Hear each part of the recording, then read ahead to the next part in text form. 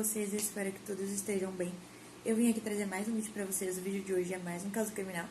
Eu espero muito que vocês gostem do vídeo. Deixem o feedback de vocês aqui embaixo. Deixem também sugestões de vídeo que vocês querem que eu traga aqui pro canal. E é isso, gente. Vamos pro caso de hoje. O caso que eu escolhi hoje pra trazer pra vocês é o caso do Henry Lee Lucas, que é ninguém mais, ninguém menos do que um dos maiores serial killers americanos. Ele confessou ter sido responsável por mais de 600 mortes. Apesar de suas confissões, ele mentiu sobre a sua participação na maioria dos crimes, né? Então ele voltou atrás, ele mentiu sobre a sua culpa naqueles crimes ali que ele havia confessado. Então, gente, vamos começar a falar sobre a vida dele. Ele nasceu dia 23 de agosto de 1986 em Blacksburg, que fica localizada no condado de Montgomery, no estado da Virgínia. A infância dele foi desde o começo bem pesada. Ele era filho de Anderson e Viola, e a mãe dele ela era uma profissional do sexo. Então, ela tinha esse trabalho e ela atendia os clientes dela em casa. Então, os filhos eram meio que obrigados a verem ela ter relações sexuais com os clientes dentro de casa.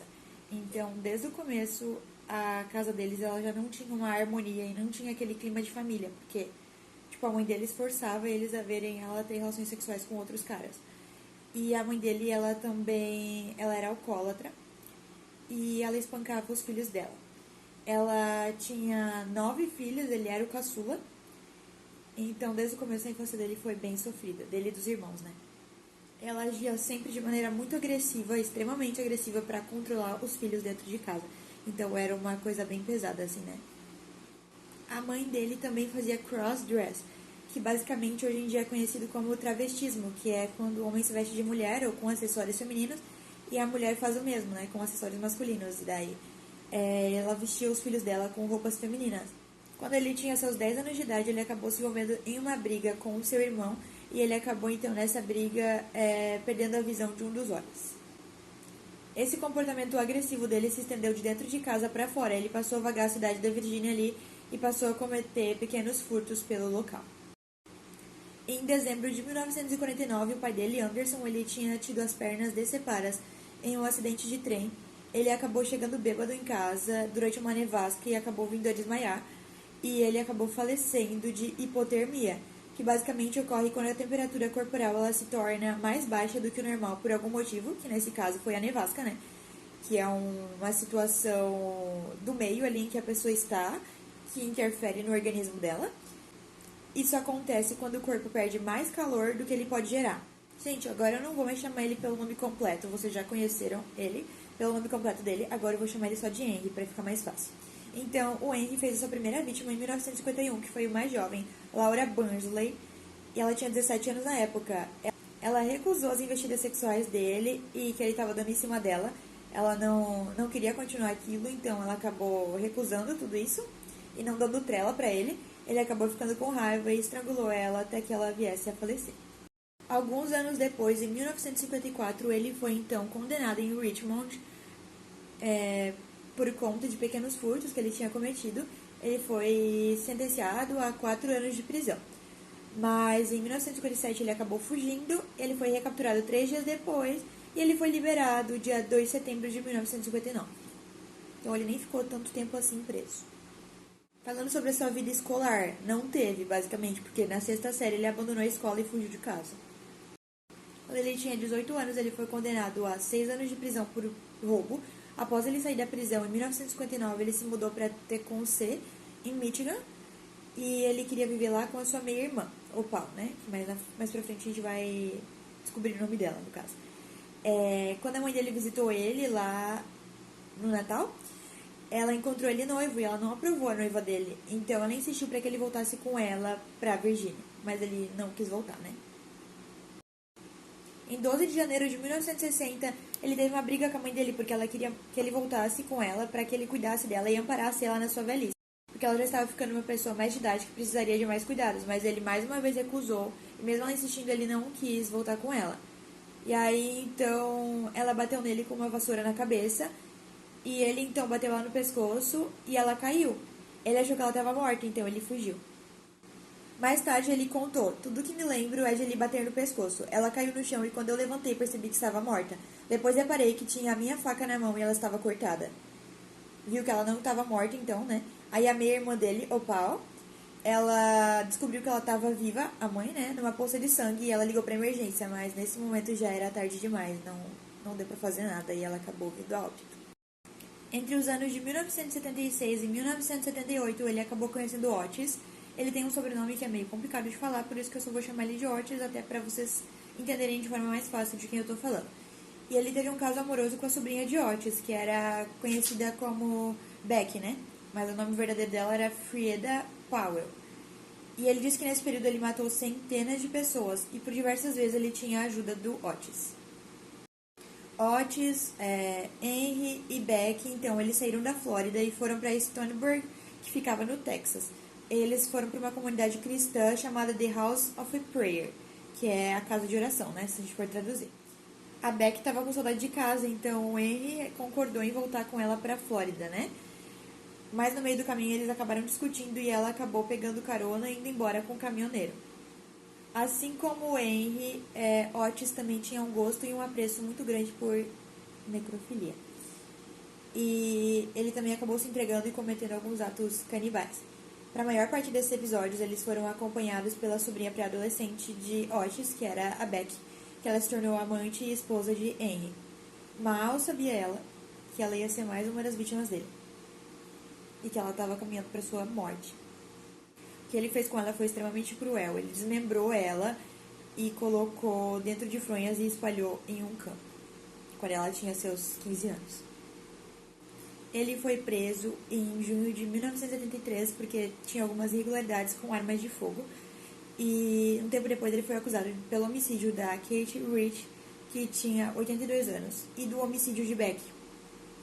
Só que aí ele simplesmente resolveu botar a culpa na polícia. Ele disse que a polícia tirou a roupa dele e deixou ele nu, que negou cigarro e um lugar para dormir, e que manteve ele numa cela fria e impediu ele de falar com o advogado. Após 4 dias sendo tratado desse jeito, ele então concordou em confessar os crimes para que de alguma forma o tratamento que ele estava recebendo ali fosse um pouco melhor, porque ele achou que ele merecia mais.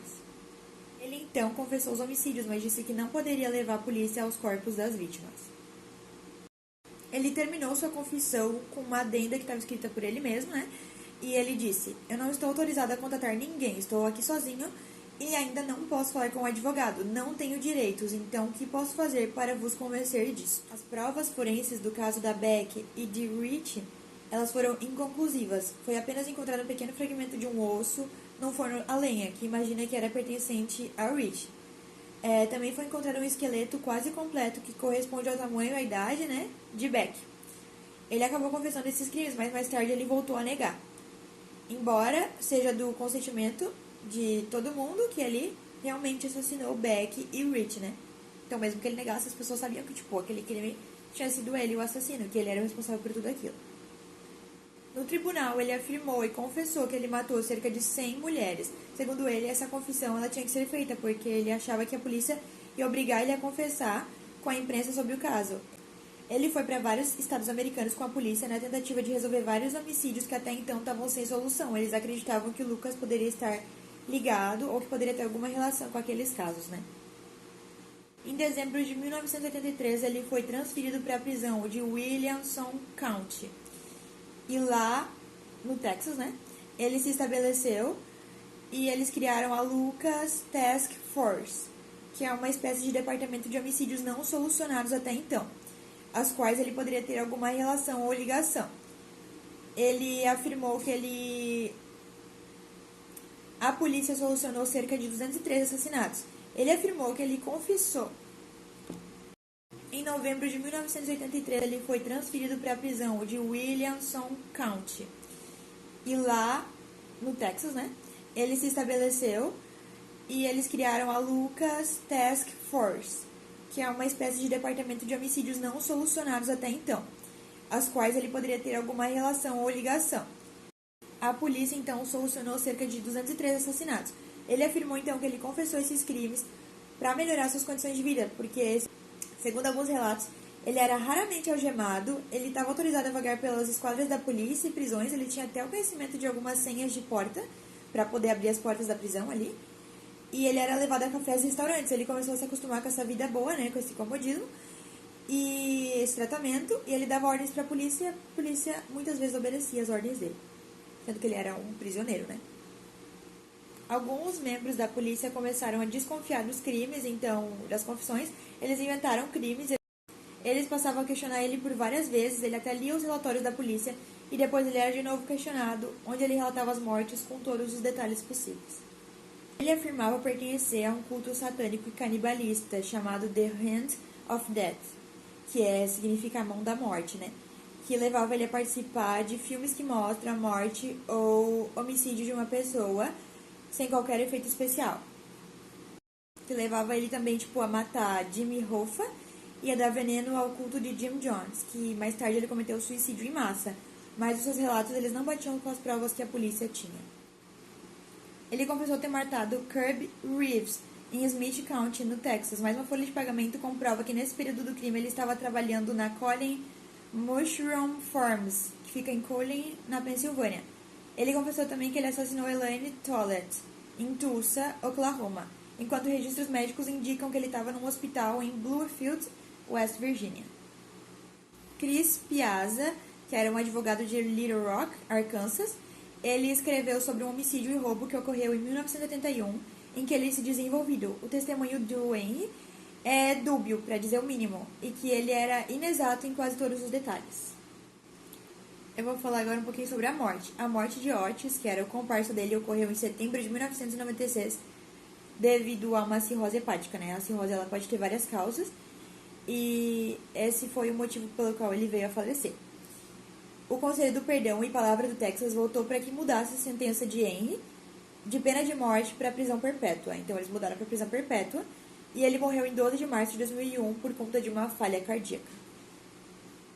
Então, gente, esse foi o caso de hoje. Eu espero muito que vocês tenham gostado do vídeo. Esse assassino foi extremamente cruel, brutal e ele foi responsável por centenas de mortes. E é muito triste isso tudo que aconteceu e essas vítimas que ele acabou fazendo ao longo da vida dele. E esse foi o vídeo, gente. Eu espero o feedback de vocês aqui embaixo, sugestões de vídeo. E é isso, compartilhem esse vídeo com quem vocês acham que se interessa por esse tipo de conteúdo.